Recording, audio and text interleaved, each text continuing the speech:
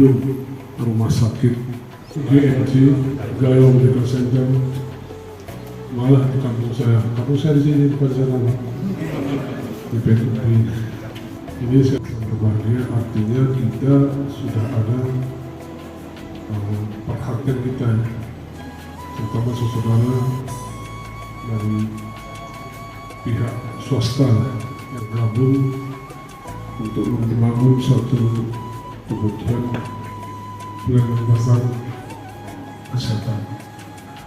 Jadi tinggal kita sendiri untuk bagaimana meningkatkan pelayanan kita. SDM, gedung sudah bagus, SDM ada, kurang. SDM yang bagus, gedungnya bagus, pelayanannya nol, orang nggak mau datang. Jadi saya melihat nanti di sini betul-betul pelayanannya bagaimana pelayanan secara Islami. Kemudian dengan ucapan Bismillahirrahmanirrahim, gedung Gayo Medical Center dengan resmi kami nyatakan difungsikan.